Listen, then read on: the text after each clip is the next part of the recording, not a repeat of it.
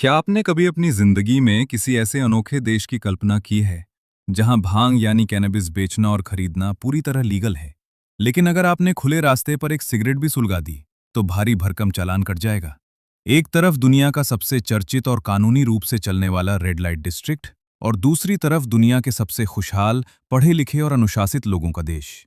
आखिर क्या है यूरोप के इस छोटे से लेकिन बेहद अमीर और शक्तिशाली देश नीदरलैंड्स का वो अनोखा सच, जिसे जानकर दुनिया का हर इंसान हैरान रह जाता है।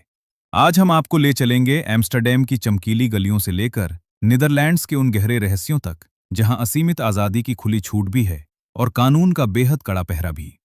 सबसे पहले बात करते हैं एम्स्टर्डम के उस बेहद मशहूर इलाके की, जिसका नाम सुनते ही हर पर्यटक की उत्सुकता बढ़ जाती है।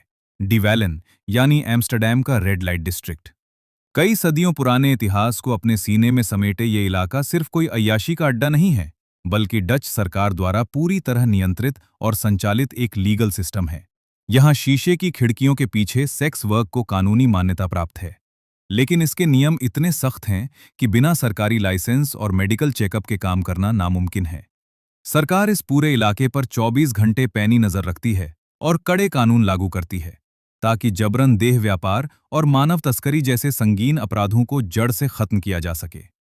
अब बात करते हैं नीदरलैंड्स की उस दूसरी बात की, जो भारतीय पर्यटकों को सबसे ज्यादा चौंकाती है, यहाँ की कॉफी शॉप्स। ध्यान रहे, ये कोई आम कैफे नहीं है जहां आप सिर्फ चाय, कॉफी या नाश्ता करने जाते हैं। नीदरलैंड्स में कॉफी शॉप का मतलब होता है वो खास सरकारी मान्यता प्राप्त जगहें जहां नियंत्रित शर्तों के तहत कैनाबिस यानी गांजा और वीड बेचना पूरी तरह वैध है।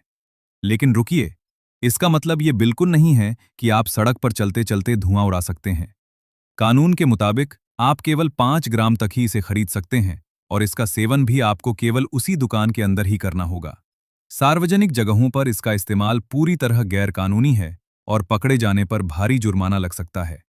सिर्फ नशे या रेड लाइट डिस्ट्रिक्ट को लेकर ही नहीं, बल्कि नीदरलैंड्स अपनी आम दिनचर्या में भी कड़े कायदों और भारी भरकम जुर्मानों के लिए जाना जाता है।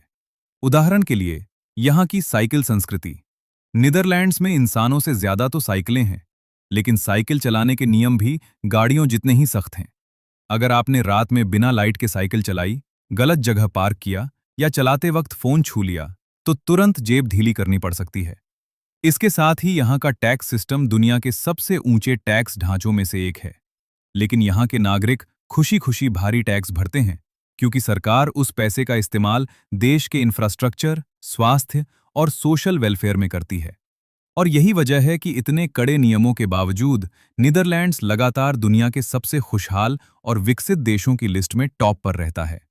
यहाँ की वर्ल्ड क्लास एजुकेशन, बेहतरीन हेल्थ केयर और लाइफस्टाइल इतनी शानदार है कि हर नागरिक को एक मजबूत सामाजिक सुरक्षा का एहसास होता है। लेकिन इस देश का असली चमत्कार तो इनकी सिविल इंजीनियरिंग में छिपा हुआ है।